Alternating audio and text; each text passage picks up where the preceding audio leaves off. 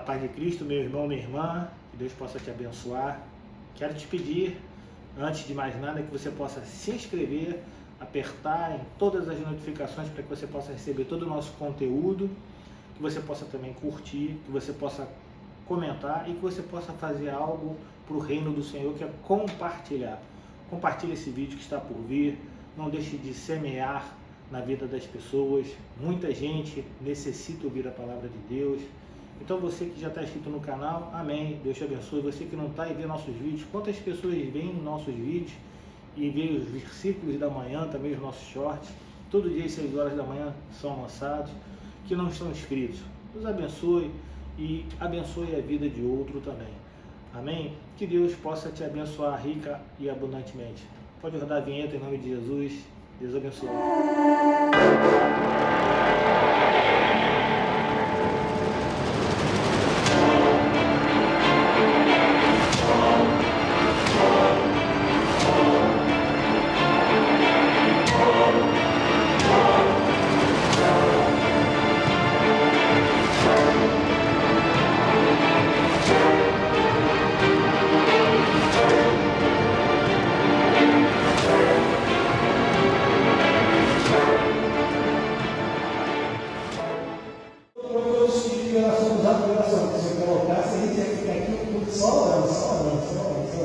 Pedi para você ficar de pé, pedi para você abrir a sua palavra do dia. No livro do profeta Joel, o tema que eu dei arrastando no coração, Joel capítulo 2. A gente vai falar sobre uma coisa que aconteceu e irá acontecer. E a gente vai orar, e a gente vai ter nessa mensagem o entendimento do que devemos fazer nesse momento. Joel capítulo 2. Amém. Tem aí? Joel capítulo 2?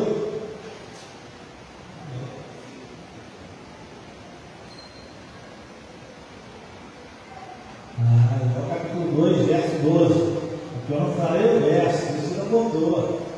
Mas amém é igual para mim, misericórdia. Mas amém. Eu vou ler aqui do 12 ao 17. Me queria muito a sua atenção, queria deixar que você deixasse aberto também a sua palavra de vida aí no João 2, 12 ao 17. Queria que você deixasse aberto para a gente falar sobre um tema muito importante, falar um pouco sobre esse livro, o livro de Joel. A gente já aguarda um pouco do caminho. Pega um índice, dá uma olhada lá no começo da Bíblia, pode olhar para o índice do livro de Joel. É um livro pequeno. Vê Daniel, depois de Daniel, que Daniel é um pouquinho maior, vem Osés e Joel. Daniel, Osés e Joel. Joel 2, 12 a 17. Deixa aberto para a gente falar um pouco sobre isso. O título é Razão do Coração. Diz assim, Joel 2, verso 12. Ainda assim, agora mesmo, diz o Senhor. Preste bastante atenção nisso. Convertam-se a mim de todo o coração, com jejuns, com choro e com pranto. Rasguem o coração e não as suas roupas. Convertam-se ao Senhor seu Deus, porque Ele é bondoso e compassivo, tardio em graça e grande em misericórdia, e muda de ideia quanto ao mal que havia anunciado. Quem sabe se Ele não voltará e mudará de ideia, e ao passar deixe uma bênção para que vocês possam trazer ofertas de cereais e libações ao Senhor seu Deus. Toquem a trombeta em Sião, proclamem um santo jejum, convoquem uma reunião solene. Reúnam o povo, santifiquem a congregação, congreguem os anciãos, reúnam as crianças e os que mamam no peito, que o noivo saia do seu quarto e a noiva dos seus aposentos. verso 17, o que motivou eu estar pregando sobre isso, mas é para a igreja toda. Que os sacerdotes ministram do Senhor chorem entre o pórtico e o altar e orem. Poupa o teu povo, ó Senhor. E não faças da tua herança um objeto de deboche e de zombaria entre as nações. Porque hão de dizer entre os povos: onde está o Deus deles? Pai bendito e amado, para que não rasguemos nossas roupas e sim os nossos corações, para que o Senhor, como diz a palavra, que é bondoso e compassivo, tardio em graça, grande misericórdia, possa mudar de ideia, Senhor. Quanto aquilo que está anunciado na tua palavra, Senhor, que irá acontecer, Senhor, na terra. Pai, que o teu povo possa se voltar a ti, Senhor. É uma palavra para o teu povo, Senhor, é uma palavra para aqueles que já estão no caminho, Pai. Em nome de Jesus, Senhor, que possas tocar o coração de cada um de nós. Perdoa, Senhor, os nossos pecados. Perdoa, Senhor, a nossa imprudência, Senhor. Perdoa, Senhor, a nossa ignorância, Pai, no sentido de ignorarmos a situação que o mundo tem passado, as pessoas. Em nome de Jesus, Senhor, que possamos voltar a arraigar o nosso coração na sua presença, Pai. Que possamos, Senhor, de todo o coração, Senhor, nos convertermos com jejuns, com choro, com pranto, Pai. Que possamos, em nome de Jesus, Senhor, nos voltar a Ti, Pai. Para que o Seu nome seja glorificado, sim, Pai, mas para que haja libertação, Senhor. Para que haja, Senhor, salvação nessa terra, Pai. E oração fazemos, em nome de Cristo, que todos digam amém e amém. Poder assentar. Eu soube, mas eu não vi. O que eu sei é que houve uma festa na cidade de Caxias. Eu sei que no dia seguinte, eu cheguei num local onde eu tenho uma função dentro do meu conselho de classe, e eu encontrei algumas pessoas que se dizem cristãs, que viram com bons olhos a vitória da escola de samba aqui em Caxias. A escola de samba Grande Rio que ganhou o carnaval desse ano. E eu não sabia, quando eu olhava na igreja, eu realmente não sabia. Alguns cristãos vieram falar comigo: olha, foi tão bom para a cidade. Poxa, a escola de samba da cidade pela primeira vez ganhou. E eu, sinceramente, eu não vi. Porque pouco me importaria a vitória ou não da escola de samba A ou B. Mas eu procurei saber o enredo, porque até então também não sabia o enredo. E em que formato o enredo? Quando eu peguei e olhei o enredo, eu comecei a ter por hábito, ter como plataforma de informação no YouTube, eu comecei a procurar algumas coisas, eu procurei alguns vídeos para dar uma olhada.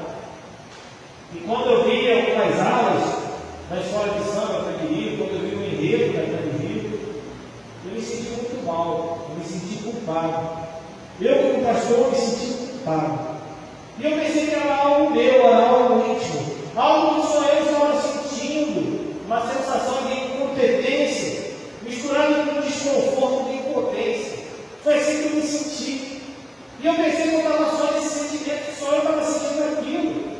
Até que eu recebi um telefonema de um pastor aqui da AMPA, um dos pastores aqui de Vila Maria Helena, que me convocou para uma reunião extraordinária dos pastores. E aí eu fui, eu não sabia do que se tratava, eu não tinha nem ideia do que era. E eu recebi o telefonema no dia seguinte. Aí eu cheguei na igreja, que eles tinham marcado, e eu encontrei a grande maioria dos pastores que fazem parte da reunião dos pastores aqui da Vila Maria Helena, que relatavam que sentiam a mesma coisa. Então a conversa entre a gente foi que estava todo mundo se sentindo culpado pelo que tinha acontecido. Então a gente marcou uma vigília. Vamos fazer uma vigília. Vamos fazer uma vigília com tempo de jejum, vamos orar juntos, vamos pedir perdão a Deus pelo nosso pecado. Pois bem, você pode pensar: qual é a culpa do Senhor por isso? Qual é a culpa que o Senhor tem nesse acontecido? Então eu quero te contar algo que se encontra na palavra de Deus. Eu quero te falar do tempo sombrio do povo de Deus, que foi justamente na época desse profeta chamado Joel. Pouco se sabe sobre a história desse personagem. O que se sabe é que o nome do seu pai era Petuel. As suas profecias elas foram lidas em Jerusalém. a sua vida, com certeza, foi vivida em Judá. E há algo importante a ser relatado. Joel não era sacerdote. Joel não tinha um ofício sacerdotal, mas ele tinha um interesse muito grande pelo tempo. Pelo tempo ele tinha um interesse muito grande. E por quem servia dentro do tempo. Ele era um profeta que dirigia as suas profecias ao povo. Uma coisa é ser profeta, outra coisa é ser sacerdote. Então ele não tinha um ofício sacerdotal, mas ele era um profeta que foi levantado por Deus. E a gente, ao ler o livro dele, pequenininho, a gente encontra que a sua mensagem principal é a vida do Senhor, é a vida de Cristo. Mas também a informação é que não era só a vida de Cristo no seu livro. Diz também que haverá muita destruição vegetal, muita destruição atmosférica, muita destruição humana. É um livro tão pequeno, pega depois para você ler. Mas essa destruição ela não representa simplesmente a destruição do homem ao meio que vive, mas uma forma de Deus julgar cada homem no seu ato de adoração e comunhão a outros deuses. É isso que fala o livro de Joel. E diz que quando aquele povo se voltasse a seu Deus, ele poderia deixar essa situação para trás e voltar uma aliança com o povo. Lá no primeiro capítulo de Joel, verso 15, diz assim: ah, que dia! Porque o dia do Senhor está perto e ele vem como destruição da parte do Todo-Poderoso. Ele anuncia a destruição, ele anuncia a vinda do Messias, mas ele anuncia também a destruição. É bom relatar que no tempo de Joel havia uma praga que estava na migração de plantações inteiras. O que antes era uma beleza rural intensa, ela passou a ser transformada num deserto de vegetação e tristeza das pessoas por causa dessa praga que devastou as plantações na época de Joel. Então Deus, através do seu profeta, começa convocando o povo a se arrepender. E ele fala, conforme a gente leu aqui, ele fala aos jovens e ele fala aos velhos, para que todos se arrependam. Uma das palavras de Deus era a memória do povo que deveria ser vista. O povo devia lembrar do seu Deus, devia lembrar do poder do seu Deus, da presença desse Deus, mas também da onipotência desse Deus. Não deveriam deixar passar aquele tempo sem que guardasse cada evento difícil, e deveriam repassar a quem viesse e viver com eles. Devia continuar a falar desse Deus para as outras gerações. Não é um fato em si, mas lembrar que o desobedecer às ordens divinas acarreta danos e destruição ao homem e à sua terra. Deus chama os bêbados a acordarem das suas loucuras, a prestarem atenção no que está ocorrendo. Aos bêbados também se diz aqueles que são espiritualmente desligados, sem atenção, vivendo como se o mundo jamais fosse acabar e não tivesse Deus olhando todas as coisas, como se nada fosse acontecer.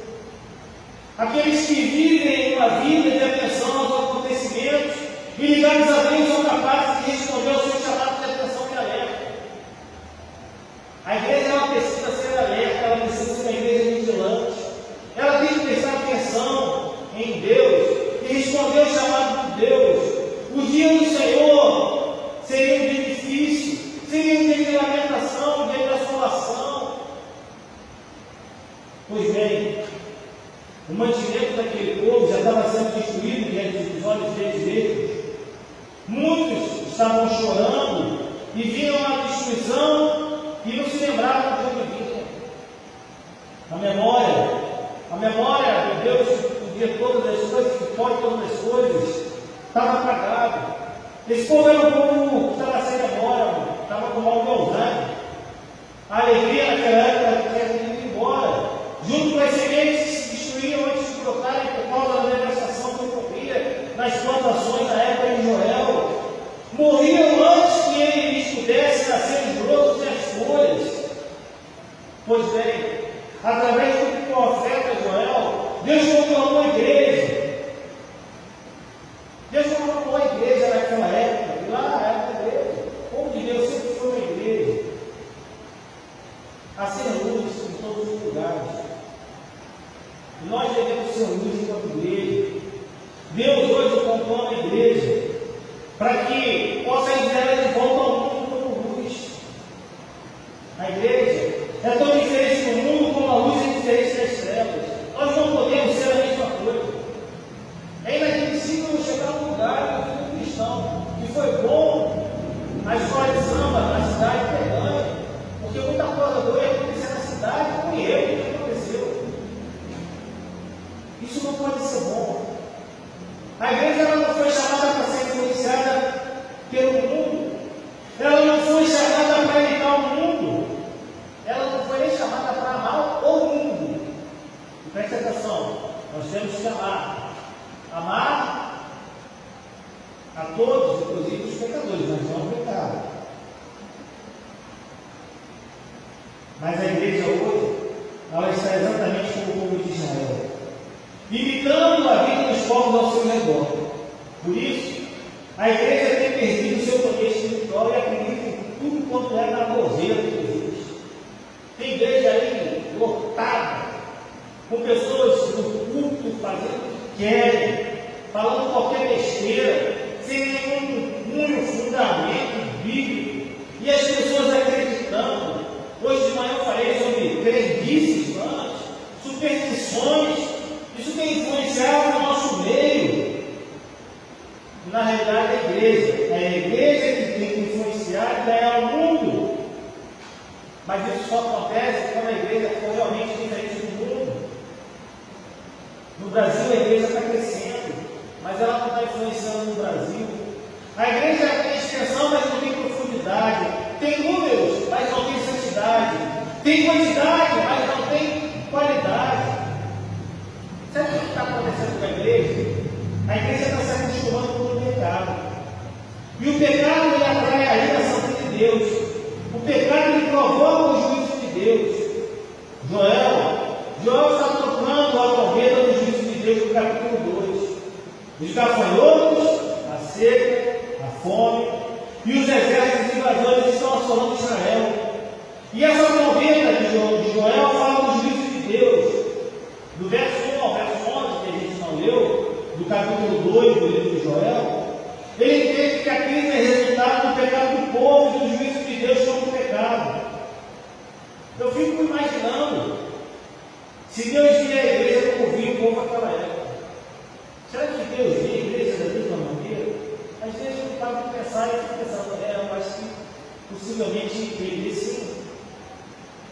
Será que tem prazer, e Deus tem prazer no que tem acontecido no seio da igreja? Será que tem prazer, Deus, em ver que o seu povo é atraído mais pelas coisas do mundo do que pelas coisas do céu? Será que Deus tem prazer na sua igreja? Ao ver que os cristãos têm perdido seus princípios, seus valores, e têm imitado o mundo e vivido apenas uma religiosidade sem vida, sem santidade, sem poder.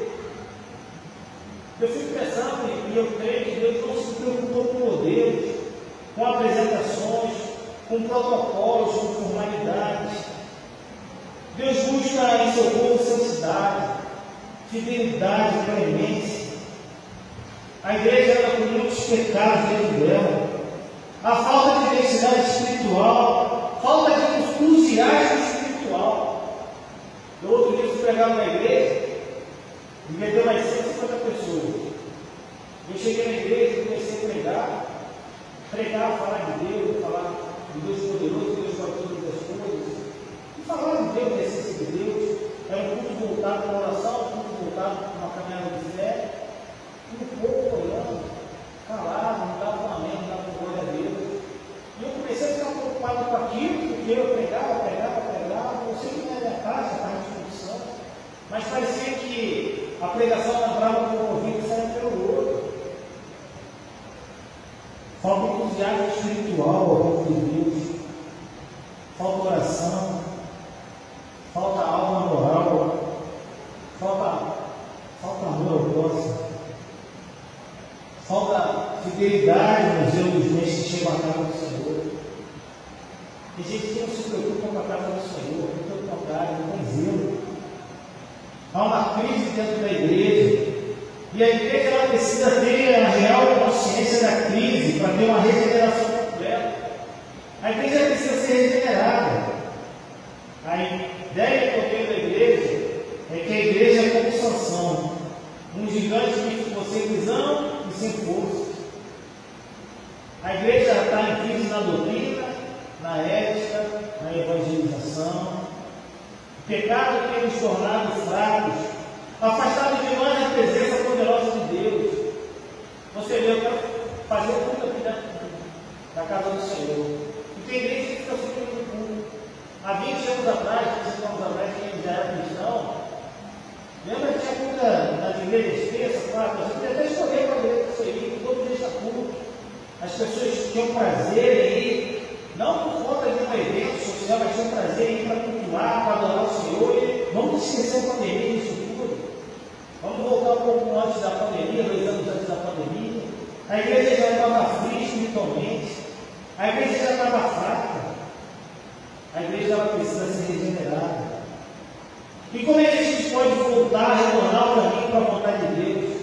O verso 12 diz: ainda assim, agora mesmo, diz o Senhor, convertam-se a mim de todo o coração. Com o quê? Com jejuns, com choro e com pranto. Pois bem, precisamos voltar a ter uma relação pessoal com Deus. Tem gente que quer ter Deus, mas não quer ter compromisso com Deus. Quer falar, aprender um pouco de Deus, mas não quer ter nenhum tipo de laço afetivo com Deus. Uma igreja regenerada é uma igreja aberta.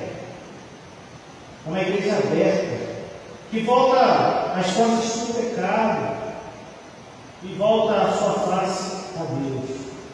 E não é apenas um retorno para a igreja, para a doutrina, a uma vida moral pura, é mais uma volta para a relação pessoal com Deus.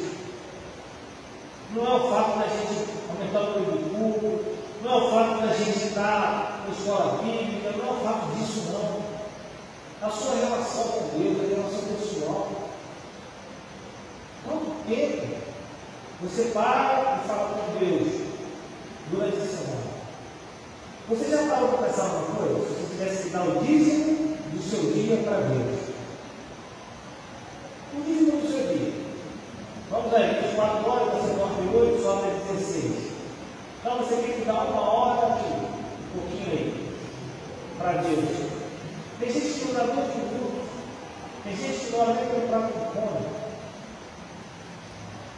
Tem gente que só olha quando chega na igreja. Tem gente que só abre a Bíblia quando chega aqui na igreja. Os fariseus, eles amavam mais a religião do que a Deus. Eles estavam mais apegados aos costumes religiosos do que a comunhão com Deus. A igreja está assim como os fariseus. A maior prioridade da nossa vida tem que ser em Deus. E esse discurso e essa mensagem, que fala sobre o retorno à santidade, ele faz com que a igreja fique vazia. As pessoas não querem ouvir isso. As pessoas querem ouvir que Deus pode todas as coisas, que Deus pode levar a causa, que Deus pode curar. Deus pode fazer tudo isso. Mas o relacionamento pessoal, devemos deixar a religiosidade de lado. Nos voltarmos à intimidade com Deus. A gente conhece às vezes muito acerca de Deus e muito pouco a Deus. A gente se envolve com a obra de Deus, mas a gente às vezes não tem intimidade com Deus da obra. Somos ativistas, mas não nos assentamos aos pés do Senhor. E Deus não quer ativista não. Deus quer pessoas interessadas em ter uma relação com Ele. Uma relação íntima. Nós devemos nos voltar com sinceridade para Deus. Cristianismo, feito hoje, tem sido muito rasteiro. Louvamos dias de consagração, mas não nos consagramos ao Senhor. Louvamos que queremos ser um vaso de bênção, mas nos omitimos de falar de Jesus. Pedimos para que Jesus brilhe sua luz em nós, mas apagamos nossa luz imitando o nosso comportamento. A gente ouve, tudo atinge o desemprego, tudo Feche o nosso coração para o necessitado. A honra a Deus faz apenas com os nossos lábios, mas negligenciamos o nosso falar com as nossas obras. Parece que só no momento do apelo. A gente está que nem um grupo religioso, os católicos falam assim. Ou alguns assim, os que não são praticantes. E só vão para a igreja quando tem algum terreno. Quando tem algum terreno, vamos dentro da igreja. Vamos para a igreja, lá a gente vai atingir. Aí fazem foto, aí sobe a escadaria da terra, aí lá vão para Belém, ficar segurando cordas, se machucando. A motivação da busca não está em Deus, mas em nós mesmos. O centro de tudo deve ser Deus e não nós. Precisamos voltar rapidamente a Deus, com diligência do Senhor. E aí a pergunta vai: qual foi a última vez que você jejuou para buscar Deus? Jejum não é greve de fome, não. Não é rejeitar para crescer. Não é ascetismo, nem meritório. Jejum é instrumento de mudança. Ele muda a nós e não a Deus. Quem jejua está ansioso para ver a intervenção de Deus. Josafá convocou a nação de Judá para jejuar, e Deus libertou o seu povo das mãos do adversário. Nínive jejuou e Deus conseguiu a libertação. Esther jejuou com o seu povo, e Deus poupou a nação do holocausto.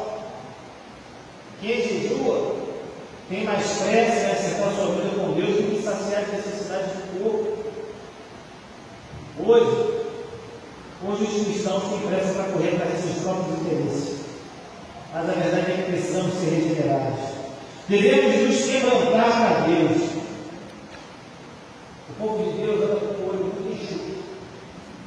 Não há mais oramento. Não há mais lágrima.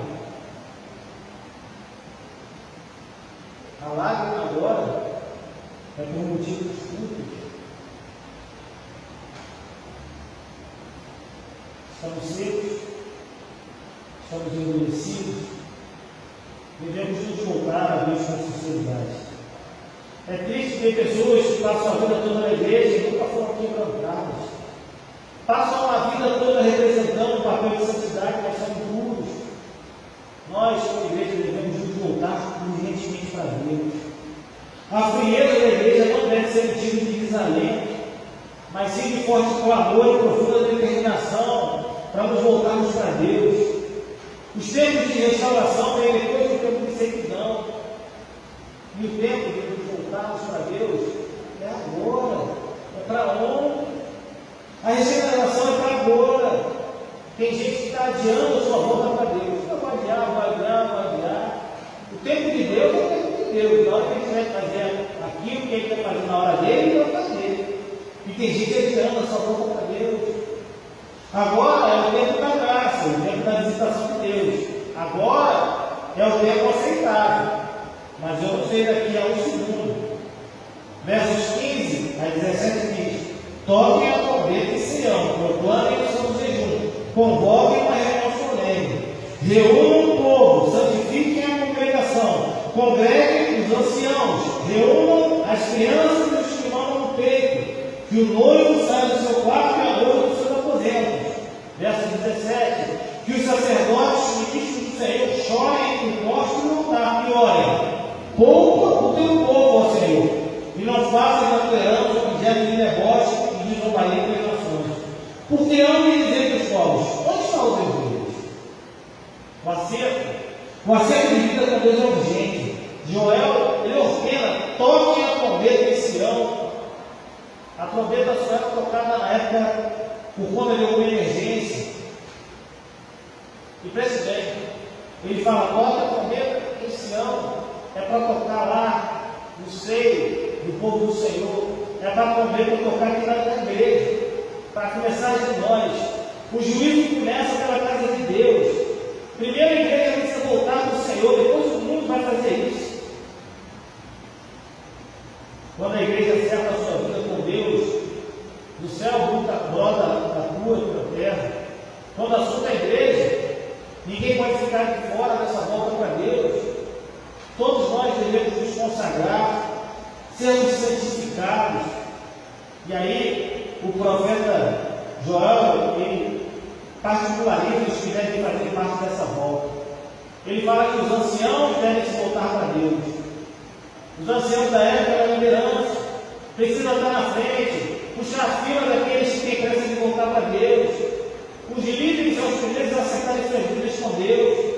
Os anciãos são os primeiros a colocar o rosto no templo. A igreja é um retrato da sua liderança. Ela nunca está à frente dos seus líderes. Os líderes devem ser os primeiros a se voltarem para Deus com choro, com jejum, com o coração rasgado. Joel fala das crianças, que as crianças devem se voltar para Deus. Mas como, pastor? Ele fala. Quando ele fala em criança, ele fala de jovem. As pressões sobre os jovens são muito grandes. Lembra que Faraó tentou reter os jovens do Egito? Lembra que Sansão deu uma festa regada a vinho, que era o costume dos jovens da sua época? Precisamos de jovens como José, que preferem a prisão ao pecado.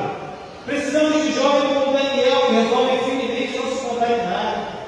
Precisamos de jovens como Timóteo, que permaneceu com as escrituras sagradas. Lugar que o jovem curtir a vida é no altar de Deus. Ele fala que os que vão devem se voltar para Deus, mas Deus nem consciência tem, mas até as crianças, as nossas crianças, elas podem ser desafiadas a se voltarem para Deus. Precisamos trazer os nossos filhos à casa de Deus e ensiná-los a buscar o Senhor. Não podemos entregar os nossos filhos à babá eletrônica, porque tem gente que entrega a filha à babá eletrônica. Toma o celular, toma aí o joguinho. Nós temos que criar nossos filhos aos pés do Senhor, para a glória do Senhor. No fim, ele particulariza o meu plano. E ciente dessa passagem, foi aonde eu senti muito, eu me lembrei disso quando o rapaz falou para mim, e quando eu descobri. Ele fala sobre os sacerdotes e ministros que devem se voltar para Deus. O pastor tem que aprender que tem que orar pelo povo. A gente tem feito a obra com os olhos juntos demais. A gente tem se conformado com a crise. A gente não pode se conformar em escravidão espiritual do povo de Deus. Naquele dia, quando a gente se reuniu, a gente começou a orar, pedindo perdão a Deus. Os nossos olhos são secos. A gente precisa chorar, precisa orar. Precisamos voltar para Deus. Precisamos de voltar para Deus e pedir pela vida do povo de Deus. Eu me sinto culpado, extremamente culpado com o que aconteceu. Verdadeiramente culpado. Falo isso na plataforma. Vou falar isso se tiver a oportunidade no microfone. No dia que está marcado de junho, na casa do Paulo aí, acho que é 17 de junho, na sexta-feira. Quem puder ir, vai. Porque está fazendo o jejum aí na parte da tarde, quando você quiser, depois vai ter uma vigília lá, 10 até as 3.